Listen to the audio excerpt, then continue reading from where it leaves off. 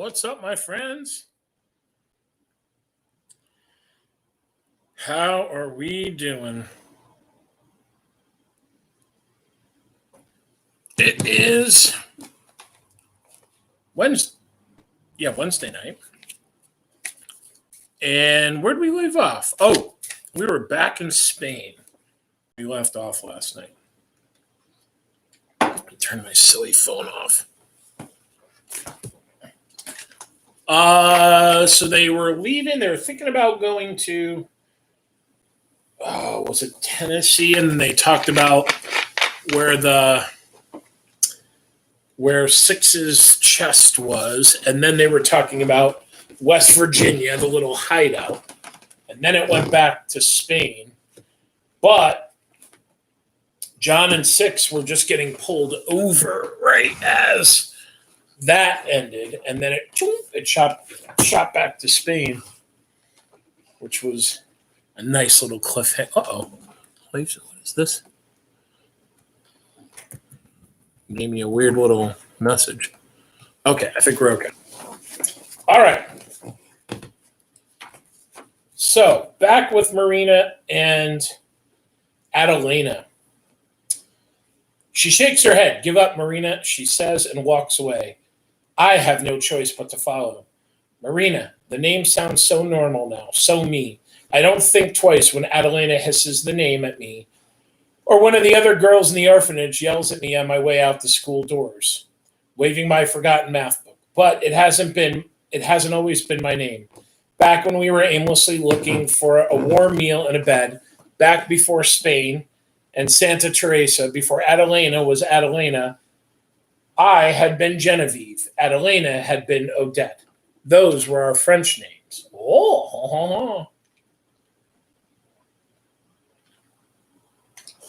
We should change our name with every new country, Adelina had whispered. When she was Siggy and we were in Norway, where our ship landed a few months after we were at sea. She'd chosen Siggy because it had been written on the woman's shirt behind the counter. What should my name be, I asked. Whatever you want it to be, she said. We'd been in a cafe in the middle of a bleak village, enjoying the heat from a mug of hot cocoa we shared. Signy, had stood and retrieved the weekend's newspapers from a nearby table. On the front page was the most beautiful woman I'd ever seen. Blonde hair, high cheekbones, deep blue eyes. Her name was Birgitta. My name became Birgitta. Even when we were on a train and the country zipped past, when the country zipped by like windows, past the windows like trees, we'd always change our names, if just for a few hours. Yes, it was to stay hidden from the Magadorians or anyone else who might be following us. But it was also one thing that raised our spirits among so much disappointment. I thought it was so much fun. I'd wish we'd travel over Europe several times. In Poland, I was Minka, and she chose Zali. She was Fatima in Denmark, and I was Yasmin. I had two names in Austria, Sophie and Astrid. She fell in love with Emelina. Why Emelina, I asked. She laughed. I don't know exactly. I guess I love that it's almost two names in one. Either one is beautiful, but you smash them together and you get something extraordinary. In fact, I wonder now if it was the last time I heard her laugh, or the last time we hugged or made proclamations about our destinies. I believe it was the last time I sensed she cared about being my CPAN and what happened in Lorient, what happened to me. We arrive in Mass just before it begins. The only available seats are in the very last row, which is where I prefer to sit anyhow. Adelina shuffles to the front where the sisters sit. Father Marco, the priest, begins with an opening prayer in his always somber voice, and the most of his words are muffled beyond recognition by the time they reach me. I like it this way, sitting through Mass with detached apathy. I try not to think about Adelina smacking me, filling my mind instead with what I will do when El Festine finally ends. None of the snow has melted, but I'm just determined to make it to the cave. I think I skipped a full page. No. I will do when. Sorry, El Festine finally ends. None of the snow has melted, but I'm determined to make it to the cave anyways. I have something new to paint, and I want to finish the picture of John Smith that I started last week. I think, did I skip a page? Oh, no. No, I didn't. Okay. Mass drags on forever, or at least it felt that way. With rites, liturgies, communion, readings, prayers, rituals. When we reach the final prayer, I'm exhausted, and I don't even bother pretending to pray like I normally do. And instead, I sit there with my hand lifted and my eyes opened, scanning the backs of the heads of those in attendance. Almost all of them are familiar. One man sleeps upright in his pew, arms crossed and chin touching his chest. I watch him under something in his dream startles him awake with a grunt. Several heads turn his way, and he gathers his bearings. I can't help but smile, and I look away. My eyes find Sister Dora scowling at me, and I drop my head. I close my eyes, and I feign prayer, mouthing the words that Father Marco recites up front. But I know I've been caught. It's what Sister Dora thrives on. She goes out of her way to catch us in the act of doing something that we shouldn't. I don't know about where you guys are, but it got hot here today, and I am super thirsty. Sorry. Prayer concludes with the sign of the cross, finally bringing an end to the Mass. I'm up at my seat before anyone else. I hurry from the nave to the kitchen. Sister Dora may be the largest among all the sisters, but she shows surprising agility when it's needed, and I don't want to give her any chance to catch me. If she doesn't, I might escape punishment. And I do, because when she enters the cafeteria, 5 minutes later, I am peeling potatoes beside a gangly 14-year-old named Paolo and a 12-year-old sister, Lucia, and she only glares at me. What's up with her? Paolo asks. She caught me smiling during Mass. Good thing you weren't paddled, Lucia says, out of the corner of her mouth. I nod and I go back to what I'm doing. As fleeting as they are in these small moments, that brings us girls together. The fact that we share a common enemy. When I was younger, I thought commonalities like this and being orphaned and living under the same tyrannical roof would unite us all, immediate and lifelong friends. But really, it only worked to further divide us, creating small factions with our already small group. The pretty girls huddling together, La Gorda accepted, but still a part of their crowd. The smart girls, the athletic ones, the young ones, till I was left all alone. A half hour later, when everybody's ready, we carry the food out from the kitchen to the serving line.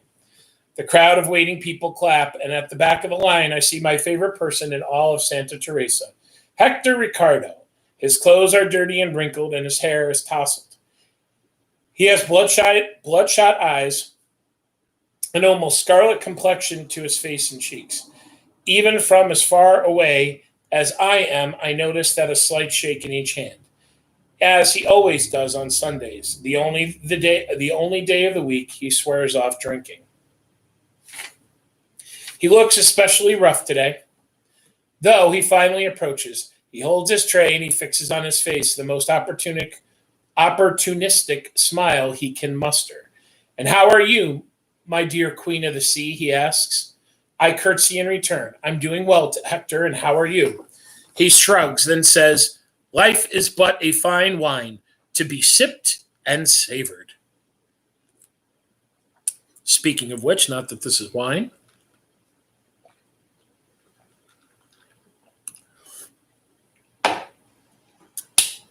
I laugh. Hector always has some old adage to share. I first met Hector when I was 13. He had been sitting outside of the Lone Cafe on Calais Principal drinking a bottle of wine by himself. It was mid-afternoon, and I had been on my way home from school. Our eyes met as I passed. Mama as of the sea, or Marina as of the sea, he said, and I'd found it odd that he knew my name, though I shouldn't have, since I had seen him every week at the church pretty much since the day I arrived. Come keep a drunk man company a few minutes, he said. I did. I'm not sure why. Maybe because there's something entirely agreeable about Hector. He makes me feel relaxed and he doesn't pretend to be somebody he isn't, like so many other people do. He exudes the attitude of this. He exudes the attitude of, this is who I am, take it or leave it. That first day we had talked long enough for him to finish one bottle of wine and order a second. You stick with Hector Ricardo, he said. Then I got up and I went back to the convent. I'll take care of you. It's in my name.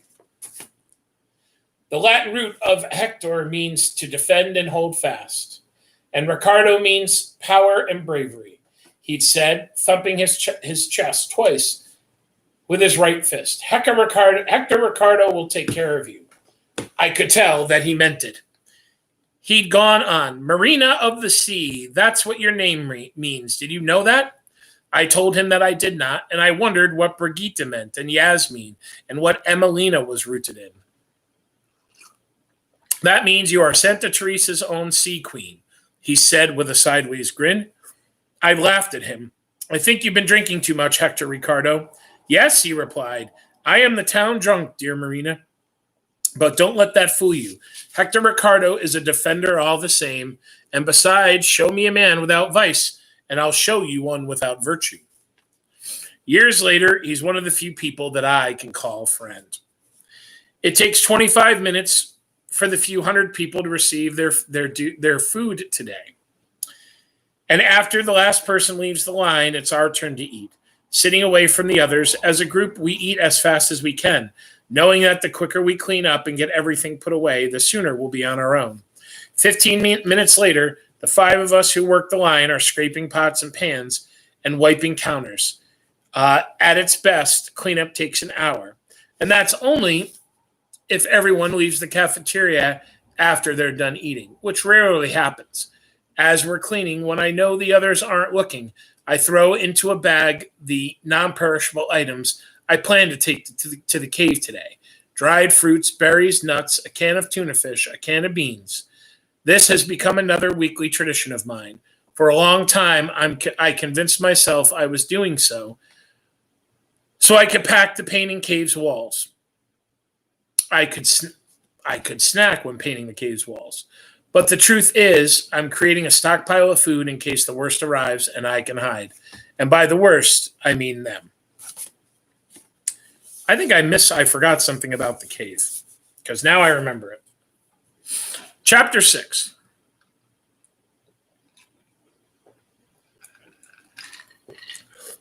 When I finally walk outside, after changing into warmer clothes and rolling my bed blanket under my arm, the sun has shifted to the west and there's not a cloud in the sky. It's 4:30, which gives me an hour and a half at best. I hate the rushed quality of Sundays, the way the day creeps by until the very moment we're free, at which point time flies. I look to the east. The light is reflected off the snow, causes me to squint. The cave is over two rocky hills, which as much snow as there is on the ground. I'm not even sure I'll see the opening today. But I put on my hat, I zip up my jacket, tie the blanket around my neck like a cape, and I head east. 2 tall birch trees mark the trail's start.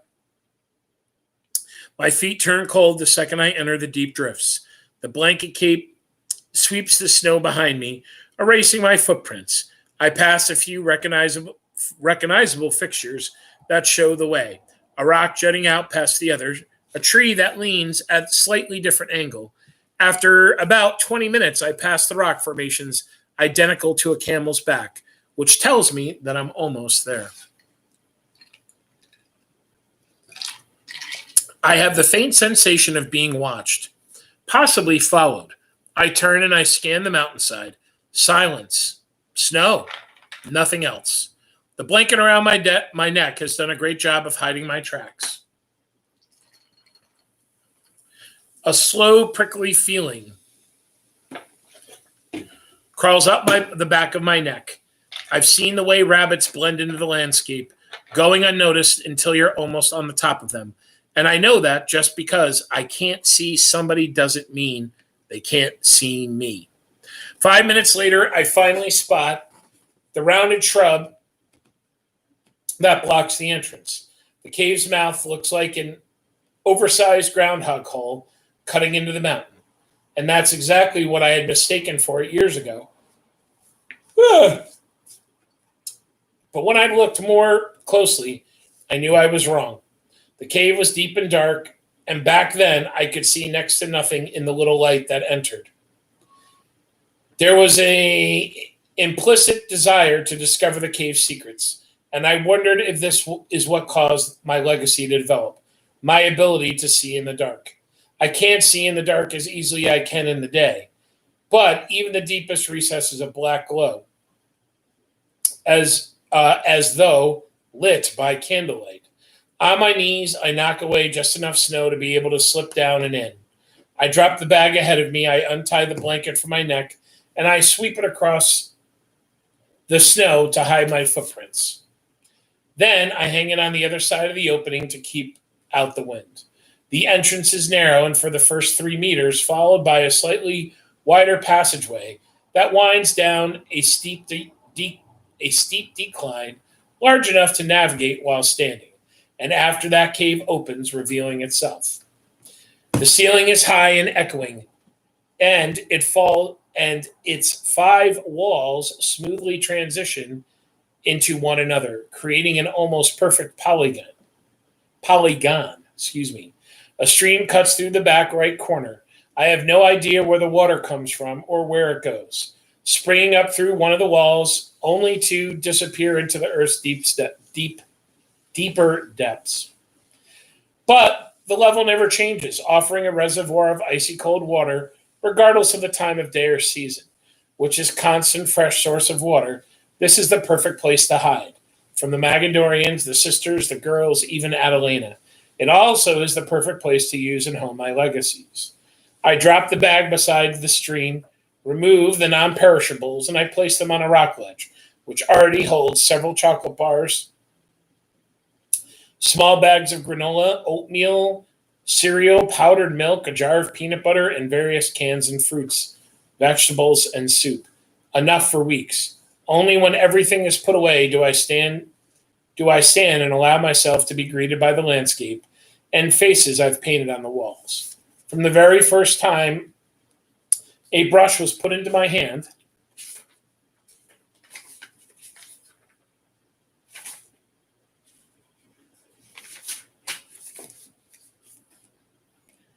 at school, I fell in love with painting. Painting allows me to see things I want to, and not necessarily as they are. It's an escape, a way to preserve thoughts and memories, a way to create hopes and dreams. I rinse the brushes, rubbing the stiffness from the bristles. Then I mix the paint with water and sediment from the creek bed, creating earthy tones that match the gray of the cave walls. Then I walk to where John Smith's partially completed face greets me with this uncertain grin. I spend a lot of time on his dark blue eyes, trying to just get them right. There's a certain glint that's hard to replicate, and when I tire of trying, I start on a new painting, that of the girl with the raven hair that I dreamed about. Unlike John's eyes, I have no trouble at all with hers, letting the gray wall do the magic, and I think that if I were to wave a lighted candle in front of me, the color would slightly change, and I'm sure her eyes do, depending on the mood and the light around her. It's just a feeling I get. The other faces I've painted are Hector's, Adelina's, a few of the town vendors I see every weekday. Because this cave is so dark and deep, I believe my paintings are safe from anyone's eyes but mine. It's still a risk, I know, but I just can't help myself. After a while, I go up and I push aside my blanket, poking my head out of the cave. I see nothing but drifts of white at the bottom of the sun-kissed horizon line, which tells me it's time to go. I haven't painted nearly as much or as long as I would have liked. Before cleaning the brushes, I walk to the opposite wall, or I walk to the wall opposite John and look at the big red square I've painted there. Before it was a red square, I'd done something foolish, something I know may have exposed me as a guard, and I painted a list. I touch the square and I think of the first three numbers that are underneath, running my fingertips over the dried, cracked paint, deeply saddened by what those lines meant. If there is any consolation of their deaths, it's that they now rest easy and no longer have to live in fear. I turn from the square, from the hidden and destroyed list, clean the brushes, and I put everything away.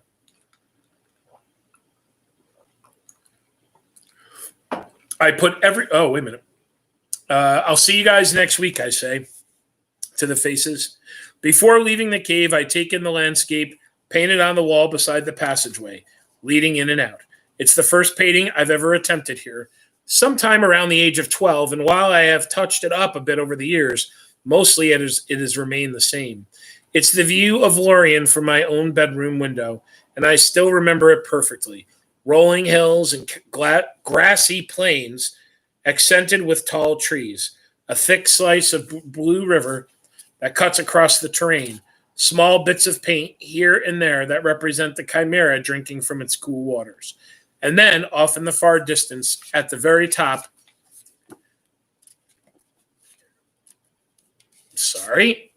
standing tall over the 9 archways representing the planet's 9 elders, is the statue of Pittacus Lore. So small, it's almost indistinct, but there's no mistaking for what it really is, standing out among the others, a beacon of hope. We're doing good on time.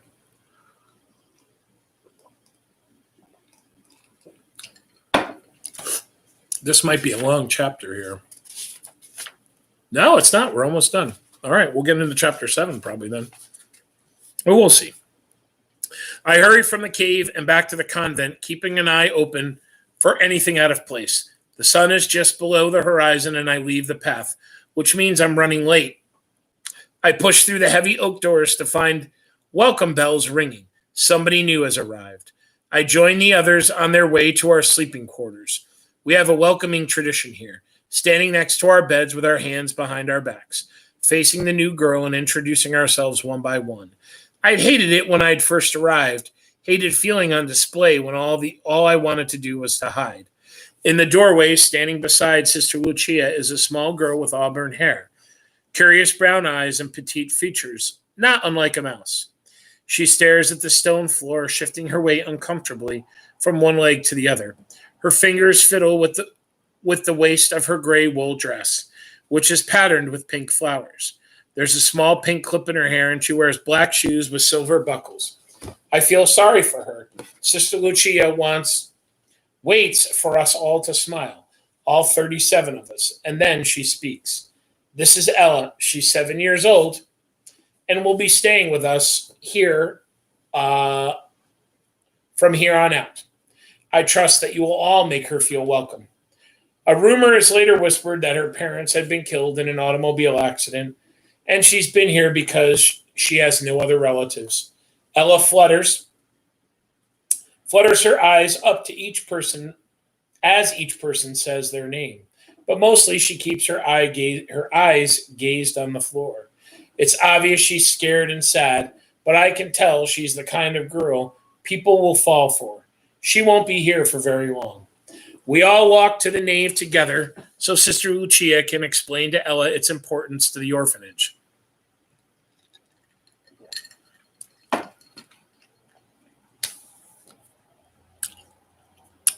Ice. Gabby Garcia stands yawning in the back of the group, and I turn to look at her. Just beyond Gabby, framed in one of the clear panes of stained glass window, at the far wall, a dark figure stands looking outside, looking in. I can just make him out in the oncoming nightfall. His black hair, heavy brow, thick mustache. His eyes are trained on me. There's no doubt about it. My heart skips a beat. I gasp and I take a step backward. Everyone snaps their head around. Marina, are you okay? Sister Lucia asks. Nothing, I say, and then I shake my head. I mean, yes, I'm fine. Sorry. Uh-oh. My heart pounds and my hands shake. I clasp them together so it's not noticeable. Sister Lucia says something else about welcoming Ella, and I'm too distracted to hear it. I turn back to the window. The figure is gone. The group's dismissed. I rush across the nave and I look outside. I don't see anyone, but I do see a single set of boot prints in the snow. I step away from the window. Perhaps it's a potential foster parent assessing the girls from afar, or perhaps it's one of the girls' real parents sneaking at a glance at the daughter he can't provide for. But for some reason, I don't feel safe. I don't like the way his eyes settled on me. Are you okay? I hear from behind me. I jump and I turn, and it's Adelena, standing with her hands clasped in front of her waist. A rosary dangles from her fingers.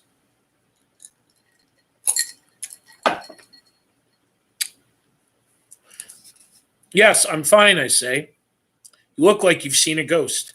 Worse than a ghost, I think. But I don't say that.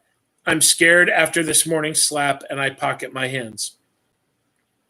There was somebody at the window watching me, I whisper just now. Her eyes squint.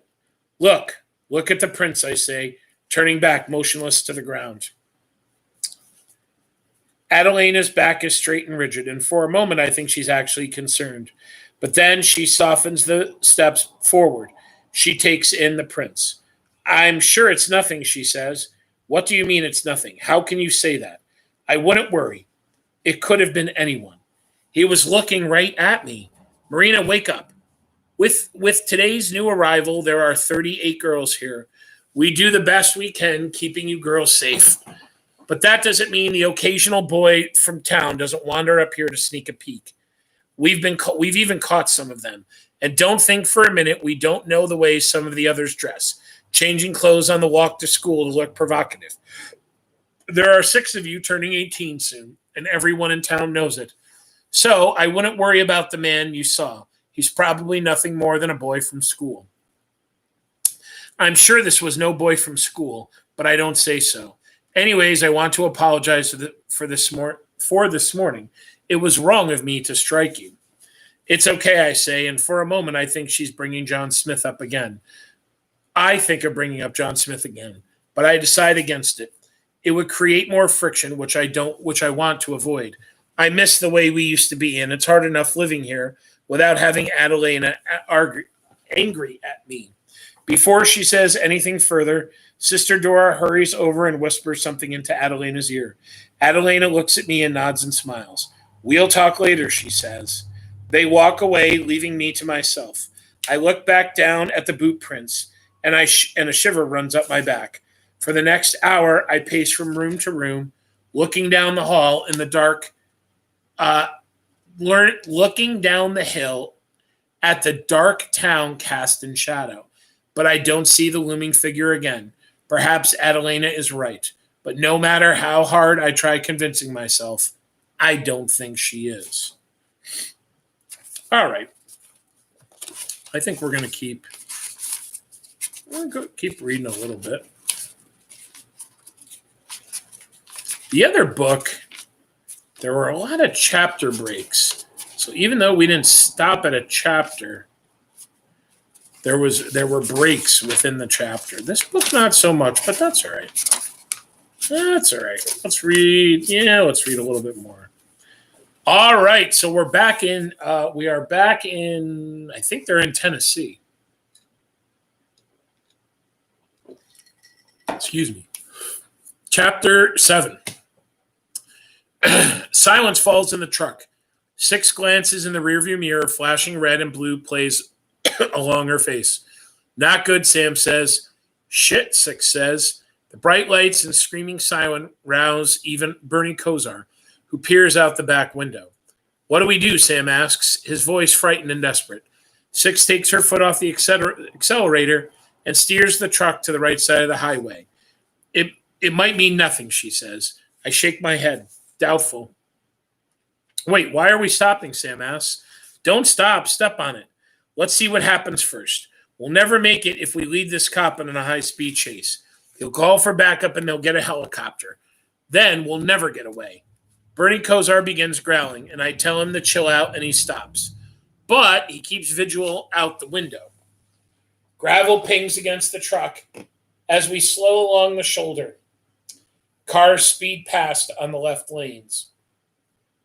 The cop pulls the car within 10 feet of our rear bumper, and its headlights fill the truck's interior. The cop flips them off, then aims a spotlight straight through the rear window. The siren stops wailing, but the light's still flashing. What do you think, I ask, waiting from the side mirror. Ha! Alexa, stop. Alexa's yelling at me. I can see the officer is holding a radio up to his right hand, probably running our license plate or calling for backup. Our best bet is to flee on foot, Six says, if that's what it comes to. Turn off your vehicle, remove the key from the ignition, the cop barks into a speaker. Six turns off the truck. She looks at me and removes the key. If he radios us in, you'll have to assume that they'll hear it, I say. She nods, saying nothing. From behind, the officer's car door creaks. His approaching boots click bleakly on the asphalt. Do you think he'll recognize us, Sam says. Shh, Six says.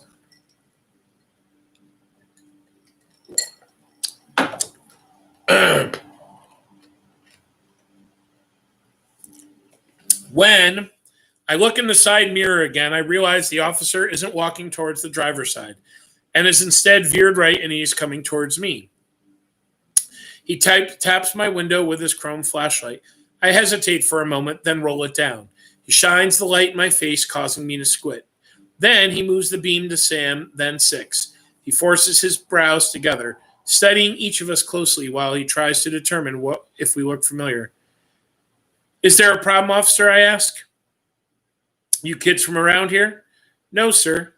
Y'all telling me why y'all's driving through Tennessee in a Chevy S10 with North Carolina plates belonging to a Ford Ranger? He glares at me, waiting for an answer. My face feels warm as I struggle to find one. I have nothing. The officer bends down and again flashes the light on Six, then at Sam. Anyone want to try me? He asks. He's met with silence, which causes him to chuckle. Of course not. 3 kids from North Carolina driving through Tennessee in a stolen truck on a Saturday night. Y'all kids on a dope run, aren't you? I turn and I stare into his face, which is ruddy and clean-shaven. What do you want to do, I ask. What do I want to do? Ha! You kids are going to jail. I shake my head at him. I wasn't talking to you. He leans forward with his elbows on the door. So where's the dope, he says, and then he sweeps the flashlight across the interior of the truck. He stops when the light hits the chest at my feet. Then a smug smile spreads across his lips. Well, never mind. Looks like I found it. He reaches the door open, and in one lightning-quick motion, I shoulder open the door and I knock the officer backwards. He grunts and moves for his gun before he even hits the ground. Using telekinesis, I rip it away, bringing it to me as I step out. I open the chamber and I empty the bullets into my hand and I snap the gun shut. What the? The officer is dumbfounded. We're not dealing dope, I say. Sam and Six are out of the truck now and standing beside me. Put these in your pocket, I say to Sam, handing him the bullets. Then I hand him the gun. What do you want me to do with this, Sam asks. I don't know. Put it in your bag with your dad's gun. Off in the distance, 2 miles away, the whine of the second siren reaches me. The officer stares intently at me, his eyes wide in recognition. Aw, hell, you the boys from the news, aren't you? Y'all those terrorists, he says, and spits on the ground. Shut up, Sam says. We're not terrorists. I turn around and I grab Bernie Kosar, who's still in the cab because of his broken leg. As I'm lowering him to the ground, an agonizing scream rips through the night. I jerk around and I see Sam convulsing, and it takes a second to realize what's happening. The officer has tasered him. I tear the taser from him while I'm 10 feet away. Sam falls to the ground and shakes as though he's having a seizure. What the hell is the matter with you? I yell at the officer. We're trying to save you. Don't you see that? Confusion crosses his face. I press the button on the taser as it hovers in the air. Blue currents snap across the top of it. The cop scrambles away, and I use telekinesis to drag him through the pebbles and trash on the other side of the road. He kicks and he tries in vain to get away.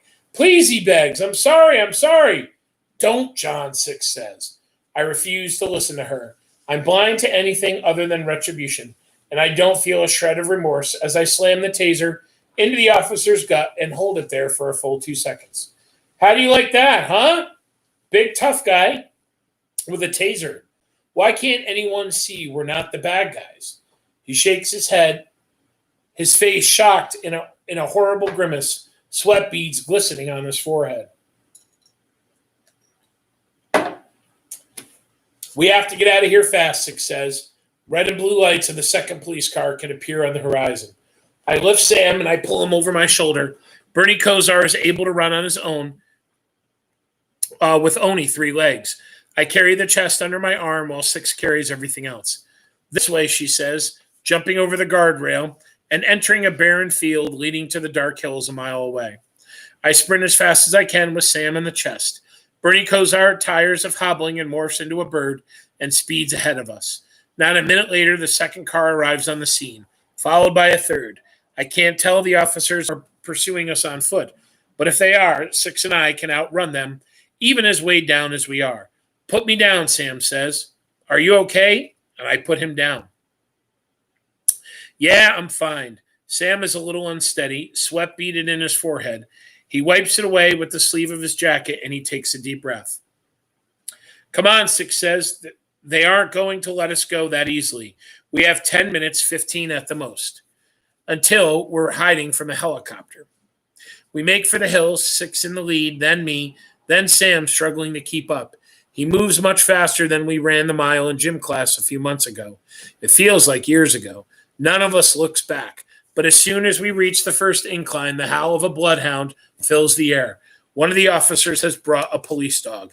Any ideas? I ask Six. I was hoping we could hide our stuff and go invisible. That would elude a copter, but the dog will still pick up our scent. Shit, I say, and I look around. There's a hill on our right. Let's go to the top and see what's on the other side, I say. Bernie Kosar zips ahead and he disappears into the night sky. Six leads, stumbling wildly up. I follow behind her, and Sam, who is breathing heavily yet still moving swiftly, brings up the rear. We stop at the top. We faint outlines of more hills as far as I can see. Nothing more. Very soft, I hear the trickle of running water. I spin around.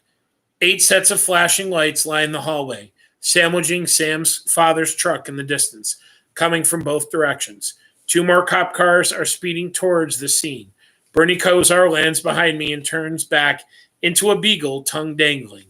The police bloodhound barks, closer than before. There's no doubt that it's following our scent, which means that officers on foot can't be far behind. We have to get the dog off our trail, Six asks. Can you hear that? I ask her. Hear what? The sound of water. I think there's some kind of stream at the bottom of this, maybe a river.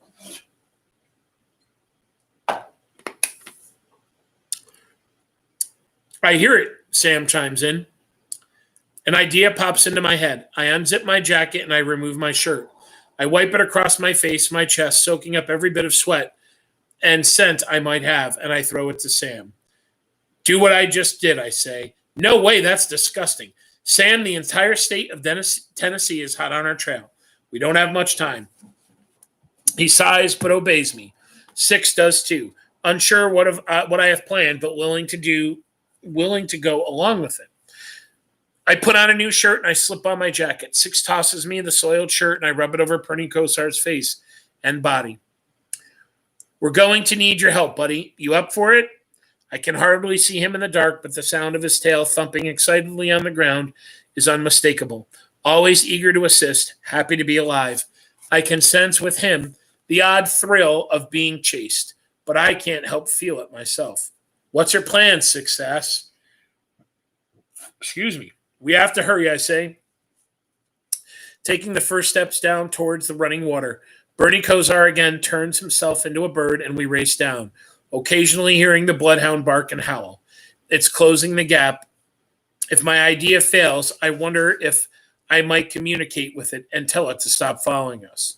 Bernie Kosar waits for us on the bank of the wide river, which is still, which has a still quality to its surface that tells me it's much deeper than it sounded from the top of the hill. We have to swim across, I say. There's no other choice. What? John, do you understand what happens to the human body when it's in freezing water? Cardiac arrest from shock, for one. And if that doesn't kill you, the loss of feeling in your arms and legs will make it impossible to swim. We'll freeze and drown, Sam objects. It's the only way to get the dog from following our scent. Excuse me. At least we'll have a chance this way. This is suicide. Remember for a second that I'm not an alien. I drop to a knee in front of Bernie Kosar. You have to take the shore, I say to him. Drag it across the ground as fast as you can. For 2 or 3 miles. We'll cross the river so the bloodhound loses our scent and follow this one instead. Then we'll run some more. You should have no trouble catching up to us if you fly. Bernie Kosar transforms into a bald eagle, takes the shirt into his talons, and he speeds off. No time to waste, I say, gripping the chest in my left arm so I can swim with my right. Just as I'm about to jump into the water, Six grabs my bicep. Sam's right. We'll freeze, John, she urges. She looks afraid. They're too close. We have no other choice, I say. She bites her lips, her eyes sweeping the river. She turns back to me, giving my arm another squeeze. Yes, we do, she says. She lets go of my arm, and the whites of her eyes glisten in the dark. She pushes me behind her and takes a step towards the water, then tilts her head in a gesture of concentration. The bloodhounds bark closer than before.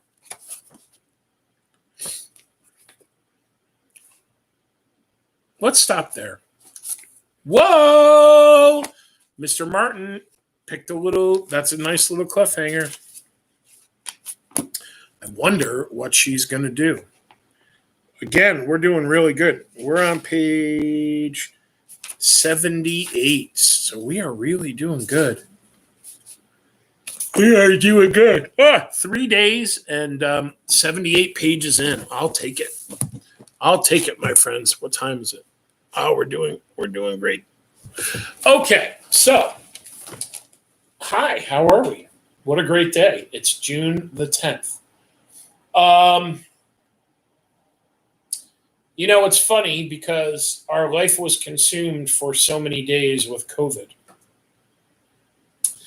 And now it seems like everybody's kind of gone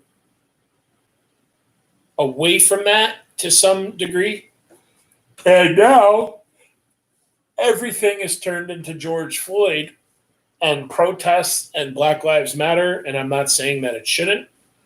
Not saying that at all. However, cases across the country are still rising. People in our state are still getting it.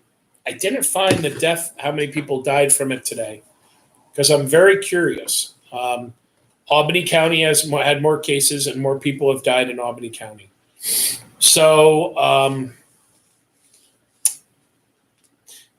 it's not going away, my friends. We can't forget about it. Excuse me. I went to the store today around 4:30. About half the people didn't have masks on. And, I don't know. I just don't know. We're not out of the woods. We are not out of the woods. We've got to stay the course, and we've got to keep the fight going. So let's run through the news here. So Albany, even though that things are there are more cases, more people have died. Oh, excuse me. I'm sorry. I did get some good sleep last night, but I think I still need one more good night to catch up. That 2 nights ago was horrible. I barely got 4 hours of sleep. Sorry, Albany is now saying, okay, we think we're in a good place. So they're starting to look at phase 3, which I think for them would be, for Albany and Capital District, would be not this Friday, but a week from Friday.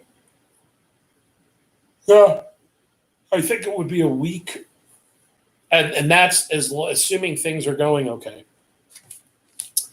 And one of the things that Capital District movie theaters are looking at is they are hoping that in phase 3, if things are going the way that it's still going good, that they can do a limited opening. So I'm not sure, what that's going to look like, and I'm not sure that I don't even know how many people would go.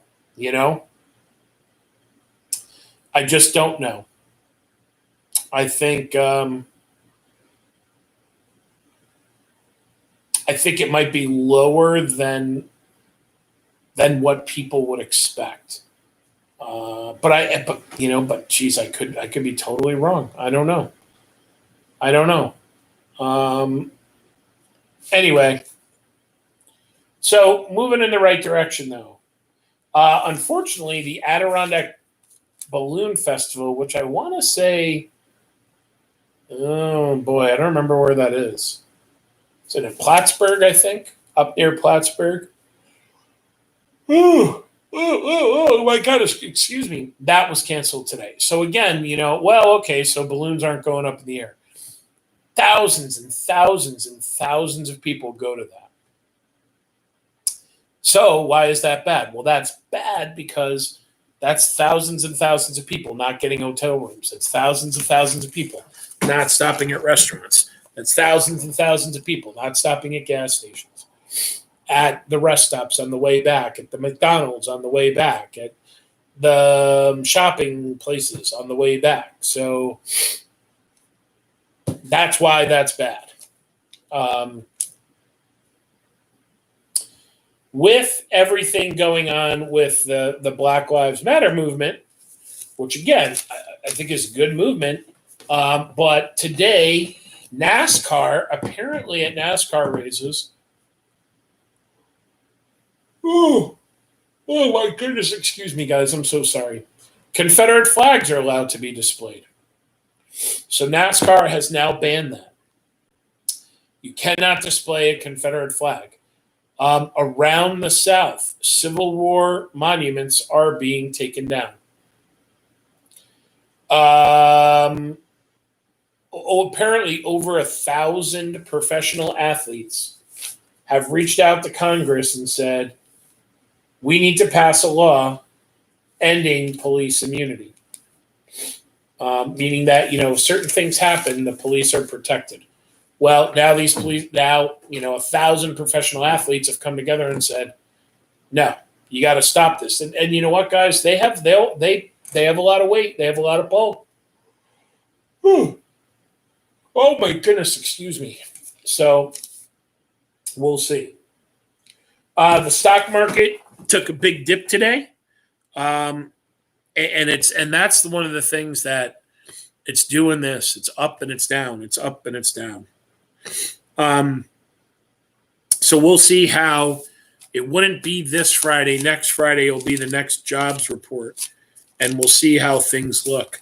But not looking great, right? It's the second worst unemployment since the Great Depression. Apparently, there is now a counter movement to the Black Lives Matter movement, which is the All Lives Matter movement. And apparently this is a rather militant group.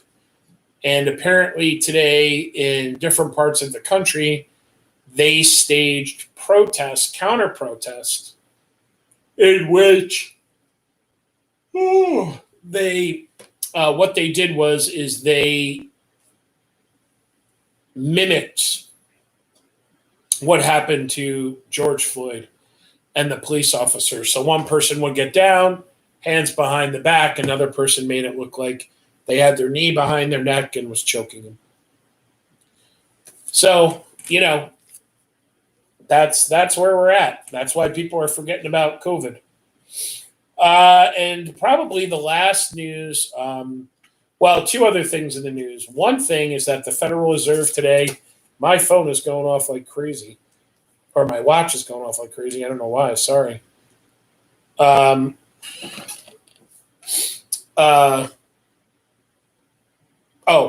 so the Federal Reserve has now said that it has no plans, probably for years, to raise interest rates. So why is that good, or why is that bad? Well, it's really good for us, but it's really bad for lenders. So we want interest rates to be low, right? When you go and you borrow money to buy a car, more when you buy a house, you want interest rates to be low. So if you're sitting pretty right now, and there are some people that are doing very well, what they want to do is they want to refinance their house. They want to say, okay, well, what I'm going to do is I'm going to refinance this, and I'm going to try to get a lower rate. I'm going to bring that rate down. So over the next how many years I'm paying off my house, that drops down. So that's good. People that are in a good place that can do that, that's real good for them. But it means it's the sign of a weak economy, right? The Fed is saying that, hey, we're not sure how things are going to go. Things are a little rocky, and that's we have to help it by stimulating the economy and keeping interest rates low and encouraging people to borrow. The other thing in the news is that this whole thing with John Flynn, right, who had been, John Flynn had been, so many people have been resigned and fired. John Flynn was President Trump's national security advisor. Jeez, I hate to do this. Let me double check. John Flynn, you guys know I hate to do this. He's national security. Let's see. He was the national security advisor for President Trump. He pleaded guilty to federal crimes, and then all of a sudden, the federal crimes were dismissed. And now today, a independent lawyer who has watched what has been going on has now reported and said that this was gross negligence and gross abuse of power by the federal court to dismiss the case and dismiss the charges. He pleaded guilty. So, Anyway, let's do this day in history. We're going to try to finish it up right at 10 tonight because I'm a little tired, and I'm sure you guys are a little tired. A couple days of school left, and we're all done. So this day in history. This is kind of a cool one. On this day in 1692, the first witch in the Salem witch trials was hanged. There you go. All right. On this day in 1752, 1692, 1752. I always love hearing this. Benjamin Franklin invented electricity. No, he did not invent electricity. What he did was he discovered the concept of it, right? So he did the kite and the string and the key, right? Benjamin Franklin. He did not invent electricity. Electricity had been around for quite some time. He just discovered the concept. On this day, I love this one. On this day in 1929, Where the Wild Things Are was released by Maurice Sendak, one of my favorite books. I didn't realize it was that old. 1929. On this day in 1935, and probably not surprising, but on this day in 1935, during the close to the height of the Great Depression, Alcoholics Anonymous is formed. Alcoholics Anonymous. On this day in 1944, I thought this was kind of cool. Joe Nuxhall becomes the youngest player to play in a Major League Baseball game He was a pitcher for the Cincinnati Reds, and he was 15 years old when he pitched. And then on this day in 1980, Nelson Mandela, from his jail cell on Robben Island on the coast of South Africa, writes a letter to black South Africans, native South Africans, saying that the struggle must go on and apartheid must end. So, again, Nelson Mandela, I think, is Martin Luther King is kind of like America's Nelson Mandela and vice versa. Nelson Mandela, is I just think an incredible man, a man that I want to learn more about, a man that I would have loved to have had the opportunity to try to meet. But definitely one day I want to do a lot more learning about him. I just don't know how, after being wrongfully imprisoned for 26, 27 years, you come out of that jail cell and you forgive the people that jailed you, and you ask them and you just say, oh, okay, can we just build this country now? Can we rebuild this country? Can we go on? That's amazing, right? I mean, that's just, there's just something absolutely amazing about it. And that's all I have for you tonight, guys, for this day in history. We're just, look at that. We're actually just at 10 o'clock, I guess 2 minutes away. I know I've been hearing from a lot of you guys, I guess, that graduation walkthroughs have been going good. And I think tomorrow is the last day of graduation walkthroughs. And, people are getting happy, and people are just, doing what they got to do to finish up this year strong. And I hope that all of you do that. We still have 4 days left. 4.5 days. You still got some work to do. Get it done. Do your best so that you can look back on this and you can say, I didn't just sit there. I did everything I could to make it through and do the best that I could. So with that, keep running the marathon. We're almost there. We're 4 days away and the marathon's over, at least for school, like that part of the marathon. But things are opening up. Things are getting better. So we'll get there, guys. And, be good. Run the marathon. Don't sprint. Be good to your parents. Be good to yourself. Get outside and get some exercise. Do your work. And I'll see you tomorrow night. Be good.